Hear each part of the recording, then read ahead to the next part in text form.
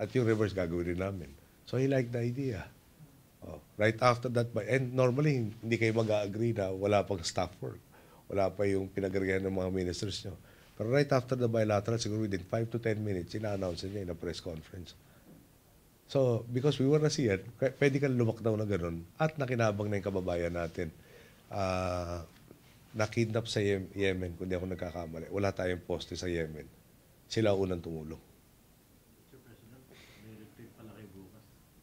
Yung retreat, mas maluwang ang usapan. So, hindi nyo mapapanood si Manny? Palagi ko kwento na lang ni George Carino kung ano nangyari. Ano message? Kung hindi naman kayo kailangan. May siyempre, sana ligtas siya, hindi siya mapahamak, no? Ganda mapanalo siya, nakakaboost ng moral ng lahat ng Pilipino. Maganda yung minumungkahin ng unity bukas. Makaka-expect tayo siguro mababa yung crime rate for that day. Traffic, etc. Bawas ang pollution. No? Pero, yun nga,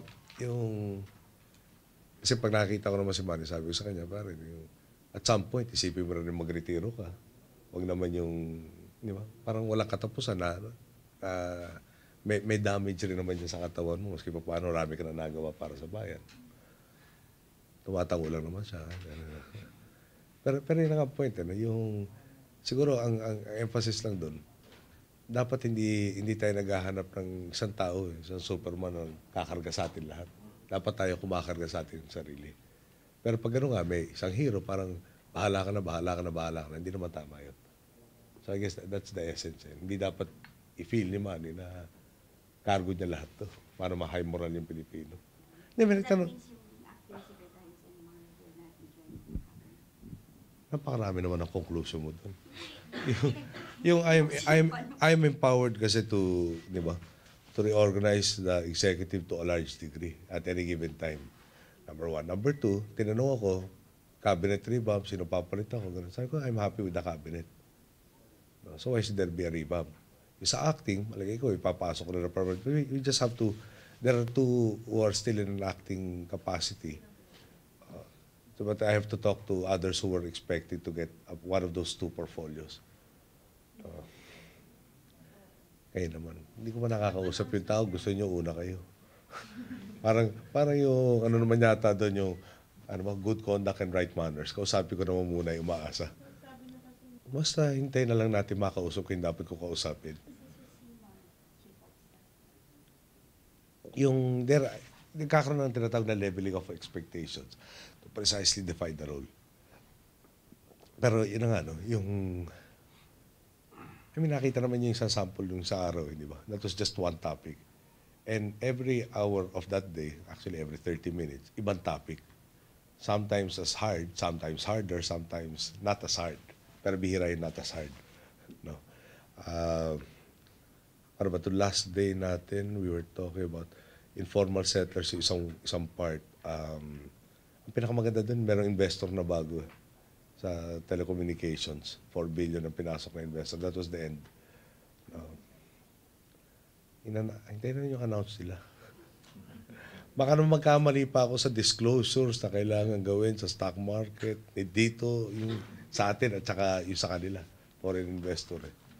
Baka magkamali ako ng kapraso, maudlot pa yung 4 billion na itutulong sa ekonomiya natin.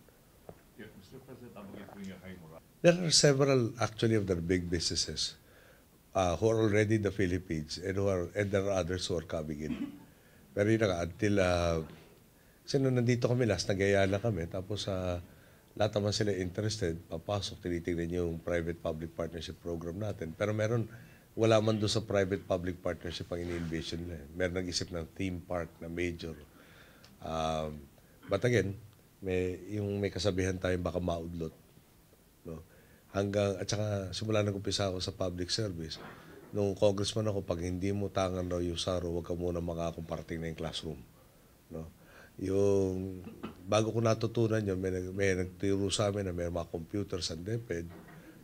Pinangako kami ng 25, pinangako kami ng 35, walang dumating ni isa, out of pocket po natin binuno yung 35 na computer na. Kaya ngayon, naninigurado na ako hanggang hindi nagpakita.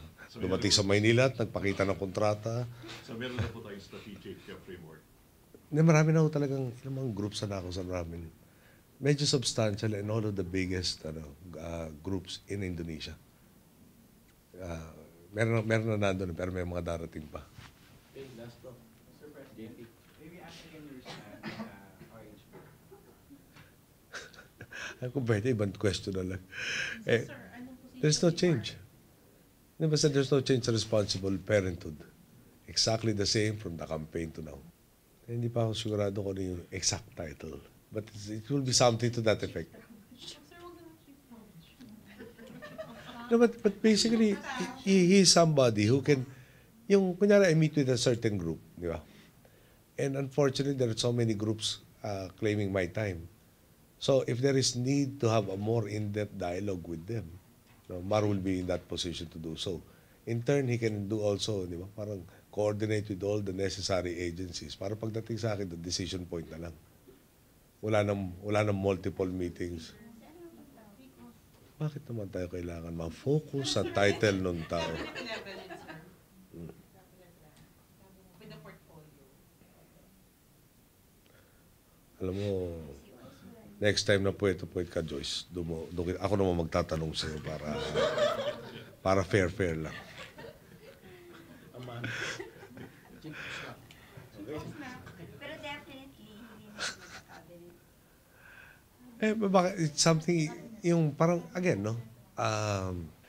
Yung, sa akin, isa sa pinaka-vital role dyan, when I tell any of the cabinet secretaries to do something, or lalo na pag yung multiple cabinet secretaries to attend to something, you do want to make sure that the output is delivered at the appropriate time or ahead of schedule. Okay. Kung minsan, I mean, ang dami ko pinapagawa sa lahat naman pinapagod ko gusto, kaya nung nagpahinga sila na Holy Week, hindi ko matanggihan. Pero yung, ano, how hardworking is the cabinet, si Laila siguro, De Lima, I'll see her baka 3 times a week. Baka 4 times pa. Parang feeling ko kakaalis lang niya, bumabalik na siya. Dahil, paki-priority mo ito. Pag medyo nakausad na yan, kalahati na, patapos na. Patapos ka na ba doon? O, tama-tama, may dalawa pa dito bago. O, pakibalikan mo nga itong ganito. And that goes for everybody, no? Hindi pag titignan mo, di ba, parang is it a glamorous position, yung gano'n? Is it a position na kailangan na araw-araw nasa TV? Pero siya yung workhorse na pupunta ng Amerika na nakuha yung 2.4 billion na investors. Pupunta ng Japan, yung initial tranche, 2.6. Pupunta ng Europe, same thing. Pupunta ng China, ganun rin. Pero habang kumuha ng investors, bantayan mo rin yung preso na nangyayari sa ating mga palengke. May inputs ka do sa hindi ko na babanggit sa inyo dahil makakaisip pa kayong bagong tanong. Basta, or for that matter, Secretary of National Defense, nagkaroon ng insidente sa Reed Bank.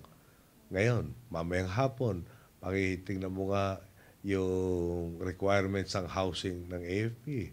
O pagkatapos nun, i-research mo nga kung ano ba talagang kailangan natin in terms of ships, planes, choppers, assault rifles, etc. Tapos, yung mga nag-apply ng amnesty, come up with the program. I mean, lahat sila. Kanya-kanyang portfolio, talagang sagad at talagang laki ng kulang na sinusweldo ng taong bayan sa kanila. Pero they have been producing. Yung kunyari sa OCD na lang, yung last year, kunyari nagkaroon ng tsunami last year.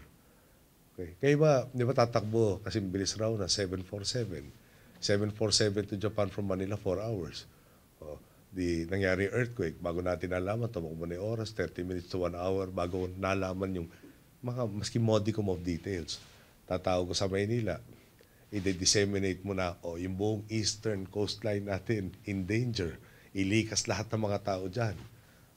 Dahil hindi pa natin alam yung extent ng wave na darating sa atin. Nagawa yun within 2 hours. And next time, you wonder how big that is, no? Eastern coastline, hindi itong parte, ha? Hindi itong looban na may kung nasan yung Palawan. Nalikas nila yan. Medyo compare nyo nung Undoy. Tapos nung nalikas na lahat, nung pala, less than 1 meter lang pala yung wave na darating sa atin. And I was in Singapore at that time. They responded correctly, completely, and, di ba, yung with little warning, pero thoroughness sa trabaho. So if Mar will be getting something that will be even more demanding. Pag hindi pa tayo minto, mag-preach na ako dito. Ano? Kailangan ko yung boses ko for 3 more sessions tomorrow. And I don't think any of you would want to write the story that he never participated in tomorrow's activities because nobody could understand the sign language. Matindi po yun, sir.